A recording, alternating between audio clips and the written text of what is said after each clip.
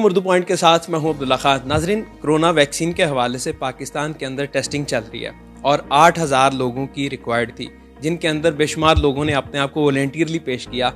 उसी एक वॉलंटियर से आपको मिलवाएंगे जिनका नाम सारा इश्तियाक है। उन्होंने और उनके हस्बैंड दोनों ने अपने आप को वॉलंटियरली पेश किया कि कोरोना की स्क्रीनिंग की जा सके और उसके बाद साइड इफ़ेक्ट्स और ऐसी चीज़ों के बाद, ताकि जितने भी गरीब लोग हैं उनके लिए अच्छी वैक्सीन एक तैयार की जा सके। तो उनसे बात करेंगे कि कोरोना का क्या प्रोसीजर था उनका और वैक्सीनेशन के हवाले से कितना डरी हुई थी। आपने अपने आप को वॉलंटियरली कहा कि मैं कोरोना की वैक्सीनेशन जो है उसके टेस्ट जो हो रहे हैं उनके लिए पेश करना चाहती हूँ। तो क्या सोचा आपने, क्यों किया आपने, पीछे क्या रीज़न था?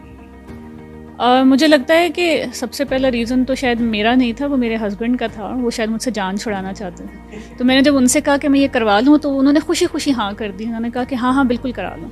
तो खैर, apart from jokes, I think कि हम जब भी किसी काम के लिए जाते हैं तो उसके पीछे कोई ना कोई रीज़न होता है।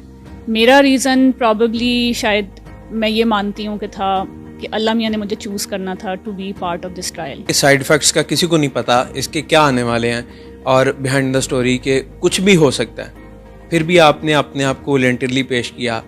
तो क्या फीलिंग्स थी उस टाइम आप जब गई? और सबसे पहले आपको आपके हस्बैंड ने पुश किया इस हवाले से, तो क्रेडिट आप दे रही हैं लेकिन थोड़ा सा वो नाराज़ भी है, उसकी क्या वजह से? नहीं, मतलब क्रेडिट इसलिए मैं दे रही हूँ कि no one was agreeing to that. मैंने काफ़ी सारे लोगों से बात की जो मेरे करीबी दोस्त हैं, मेरे पेरेंट्स हैं, मेरे इन लॉज हैं, सबसे हमने बात की और मेजॉरिटी लोगों ने यही कहा कि तुम्हारा दिमाग ख़राब हो गया। तो मैं कहती दिमाग ख़राब होने वाली बात नहीं है, इट्स अ कॉज। एंड हम सोशली रिस्पॉन्सिबल अगर नहीं होंगे अपने मुल्क के लिए या अपने लोगों के लिए तो कौन होगा? कोरोना वैक्सीनेशन की जो टेस्टिंग चल रही है उसका क्या प्रोसीजर है? अगर मैंने अपने आप को वॉलंटियरली उधर पेश करना है कि मेरे पर आप टेस्टिंग कर सकते हैं, कितनी देर का प्रोसीजर है ये? मेजरली 3 शहरों में इस वक्त वैक्सीनेशन हो रही है, कराची, लाहौर और इस्लामाबाद। कराची में इट्स आगा खान, लाहौर में majorly Shaukat Khan Aman university of health sciences and Islamabad में शिफा। ये 3-4 जगह मुझे मेनली पता है। इसके अलावा भी शायद कुछ और क्लिनिक्स में हो रही हूँ, बट मेरे पास इंफॉर्मेशन नहीं है। आप उन्हें कॉल करें, अपॉइंटमेंट लें, उनके वहाँ पे कैंप्स लगे हुए हैं, आप वहाँ जाते हैं। पूरा जो टोटल एक्सपीरियंस है आपका वो 2.5 से 3 घंटे का होता है एज अ फ़ीमेल। अगर आप मेल हैं तो आपको शायद 1.5 घंटा 2 घंटे लगेंगे। एज अ फ़ीमेल आपको 1-1.5 घंटा ज़्यादा इसलिए लगता है बिकॉज आपके एडिशनल टेस्ट होते हैं, जैसे कि प्रेगनेंसी टेस्ट का एक पूरा प्रोसीजर है। तो उस टेस्ट के थ्रू होने के बाद उसका रिज़ल्ट आने तक आपको वेट करना पड़ता है। जब तक प्रेगनेंसी टेस्ट नेगेटिव नहीं आता तब तक आप वॉलंटियर नहीं कर सकते। तो फिर वो फॉर्म फिल करते हैं, आपका पूरा डेटा एंट्री करते हैं। उस फॉर्म में आपकी पूरी मेडिकल हिस्ट्री लिखते हैं, आपसे कंसेंट लेते हैं। उनका एक रिसर्च डॉक्टर आपके साथ बैठता है, वो आपको वैक्सीन के बारे में डिटेल्स बताता है, उसके साइड इफ़ेक्ट्स के बारे में बताता है। फिर आपसे वो कंसेंट फॉर्म पे साइन कराते हैं। फिर आपका एक एंटीबॉडी टेस्ट करते हैं, उसके बाद आपको वैक्सीन लगती है। पूरा 1 साल का ट्रायल है। सो 1 साल तक वो हमें मॉनिटर करेंगे, जिसमें वीकली फॉलोअप कॉल्स होती हैं। सो मुझे हर हफ्ते शौकत खानम से कॉल आती है। दे आस्क मी कि आपको कोई इशू तो नहीं है, कोई सिम्टम्स, कोई ऐसी अनड्यू ऐसी कोई चीज़ जो आपको महसूस होती हो अपनी बॉडी में जो कि पहले नहीं थी बिफोर द वैक्सीनेशन। अगर मैं उनको कुछ ऐसा बताती हूँ कि मुझे ये प्रॉब्लम है या मुझे ज़ुकाम है या मेरे पेट में दर्द है या मुझे बाजू में दर्द है, तो वो फिर आपको अपनी वहाँ शौकत खानम वाले आपको बुलाते हैं। उनकी एमरजेंसी में सारा चेकअप होता है और वहाँ वो आपको ट्रीट भी करते हैं। लेकिन अगर आपको कोई इशू नहीं है, आप अगर उनको कॉल पे ये कह देते हैं कि जी मुझे कोई प्रॉब्लम नहीं है, आई एम डूइंग फाइन, तो they will just call you again after 1 week. सो ये 1 साल तक इस तरह से प्रोसेस रहेगा। अच्छा, कहा जा रहा है कि इसके अंदर पैसे भी दिए जा रहे हैं लोगों को स्क्रीनिंग के लिए, और कुछ लोग इस वजह से भी जा रहे हैं और अपने आप को ख़तरे में डाल के। आप क्यों गई? आपकी क्या वजह थी? मुझे भी 8,000 रुपये चाहिए थे। मैंने सोचा कि चलो 8,000 का एक सना सफीनास का जोड़ा ही आ जाएगा। हाँ, 8,000 रुपये बेसिकली पाकिस्तान में जो वैक्सीनेशन हो रही है उसके हैं, बट 8,000 आपको अपफ्रंट नहीं मिलते। जिस दिन आपकी वैक्सीनेशन होती है उस दिन आपको वो 3,000 देते हैं, और जब 1 साल पूरा हो जाएगा उस 1 साल के बाद वो बाकी के 5,000 आपको देंगे। शौकत खानम का ये फ़िलहाल ये प्रोसेस है। उसके अलावा यूनिवर्सिटी ऑफ हेल्थ साइंसेज में मैंने जैसे बताया आपको कि मेरे हस्बैंड ने वैक्सीनेशन वहाँ से करवाई थी। वहाँ अगर किसी भी वजह से अगर कोई साइड इफ़ेक्ट उनको फ़ील होता है तो वो जब भी विज़िट करते हैं तो उनको 1000 रुपीज़ एडिशनल हर दफ़ा मिलता है। ऑब्वियसली वो पैसे हमें मिलते हैं तो हम तो सदक़े में या खैरात में दे देते हैं, लेकिन मैंने देखा है कि बहुत सारे लोग इस तरह के आए हैं वैक्सीनेशन के लिए, जिस ड्यूरेशन में मैं या मेरे हस्बैंड गए थे वैक्सीन लगवाने, कि वो सिर्फ इस वजह से आ रहे हैं क्योंकि उनको 3000 रुपये मिल जाएंगे। सो ये भी एक और रीज़न था कि मुझे था कि मैं जाऊँ और मैं वैक्सीनेशन कराऊँ, बिकॉज़ जिस तरह से हम इस वैक्सीनेशन के ऊपर अपडेट्स दे सकते हैं लोगों को या डॉक्टर्स को, वो आदमी नहीं दे पाएगा जो एक अनपढ़ इंसान है और उसने सिर्फ वो वैक्सीनेशन इसलिए लगवाई थी क्योंकि उसको 3000 रुपये मिल रहे हैं। बट स्टिल उसके बावजूद जो है वो रिलक्टेंस है लोगों में।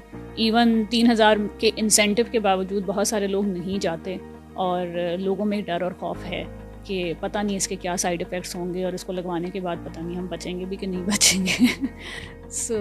आपको क्या चांसेस हैं, जैसे आपने कहा कि जब मैं वैक्सीन लगवा रही थी तो जब वो इंजेक्शन आपको लगाया जा रहा था उस टाइम आपने क्या कहा था, आखिरी अल्फाज क्या थे आपके?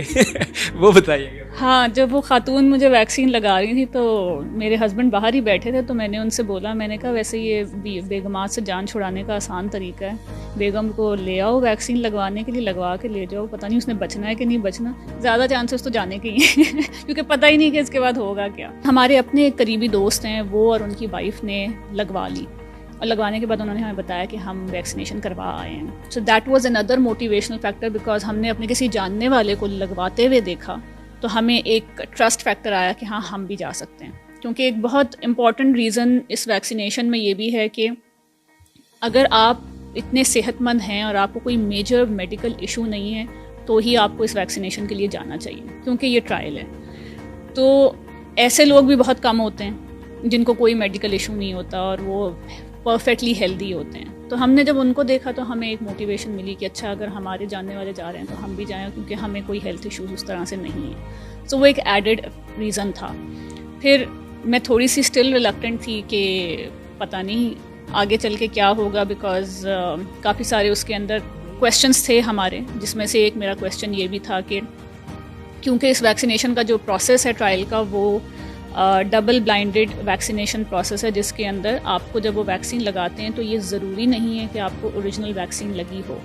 आपको ये प्लेसिबो बेस्ड वैक्सीन प्रोसेस है जिसके अंदर मेजॉरिटी परसेंटेज को ओरिजिनल वैक्सीन लगती है, लेकिन 20 to 30% लोग ऐसे होते हैं जिनको प्लेसिबो लगता है। सो प्लेसिबो लगने का मतलब ये है कि एक्चुअल वैक्सीन आपको नहीं लगी। और अगर आपको नहीं लगी तो मेरा एक बहुत बड़ा कंसर्न ये था कि व्हाट इफ़ के बाद में एक्चुअल वैक्सीन आ जाती है, लेकिन हम क्योंकि ट्रायल का पार्ट हैं तो क्या हमें वो वैक्सीन उस वक्त लगेगी या हम ट्रायल के पार्ट होने की वजह से वो वैक्सीन नहीं लगवा सकेंगे।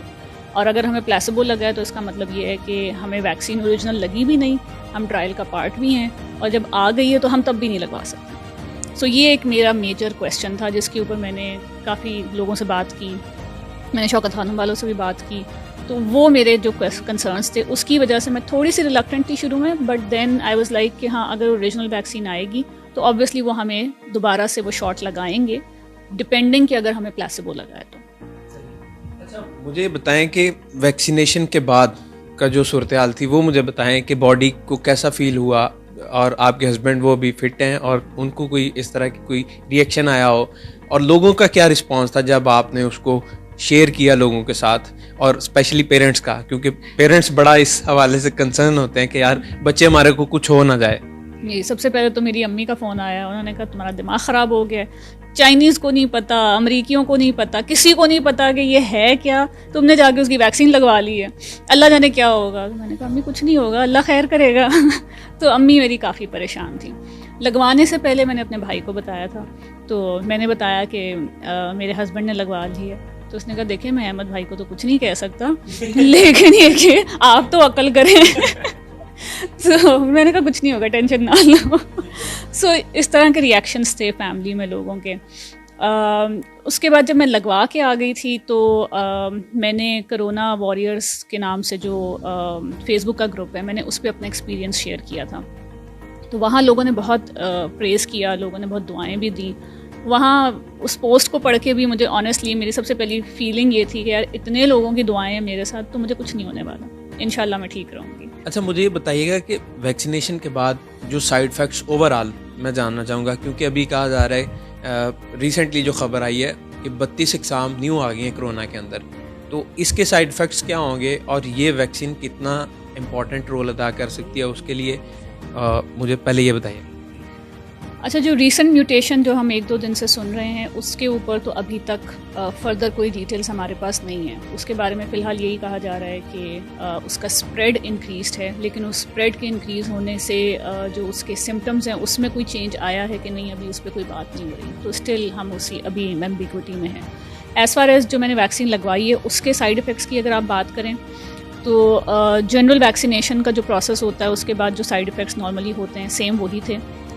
फ़र्स्ट डे जब मैं वैक्सीन लगवा के आई थी तो मुझे बॉडी एक था, आंखों से पानी निकलना, बाजू में दर्द था जहाँ वैक्सीन लगी थी। बाजू का दर्द मेरा तकरीबन 1 हफ़्ता रहा था, काफ़ी सीवियर था, और हल्की सी स्वेलिंग भी आपको बाजू पे हो जाती है नॉर्मली जब आप वैक्सीन लगवाते हैं, तो वो भी थी। घबराने की बात नहीं है, बहुत बेसिक है। और डॉक्टर ने मुझे जब कंसेंट फॉर्म साइन करवाया था उससे पहले जो वो आपको ब्रीफिंग देते हैं उसमें उन्होंने ये सारे साइड इफ़ेक्ट्स मुझे बताए थे। एंड दे सेड कि अगर आपको ऐसी कोई भी प्रॉब्लम फेस हो तो आपने सिंपल पैनाडोल खानी है और उससे आप ठीक हो जाएंगी। अगर आप नहीं ठीक होती हैं, वो प्रोलॉन्ग हो जाता है, फिर आप हमें इमरजेंसी में कांटेक्ट करके आ सकती हैं। बट वो एग्जैक्टली वही था कि मुझे जब वो पेन्स वगैरह हुए तो मैंने पैनाडोल खाई, 2 घंटे 2.5 घंटे में मैं ठीक हो गई थी। फिर कुछ घंटों के बाद मुझे फिर दोबारा से सिमिलर बॉडी पेन और बुखार फील हुआ, मैंने फिर से पैनाडोल खाई एंड आई वाज फाइन। और उसके बाद से it's almost a month now, I am absolutely fine, मुझे कोई प्रॉब्लम नहीं है।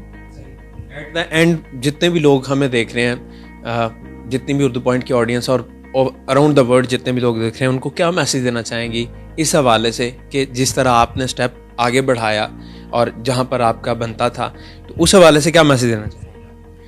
मैं मैसेज ये देना चाहूँगी कि वो लोग जो हमारी तरह के तबके से बिलोंग करते हैं, बिकॉज़ गरीब आदमी इस वजह से भी डर जाता है कि कल को अगर खुदा ना खास्ता उसको कोई साइड इफ़ेक्ट सिवियर किस्म के हो गए तो वो अपना इलाज कहाँ से कराएगा, वो तो एक आम बीमारी का इलाज नहीं करवा सकता।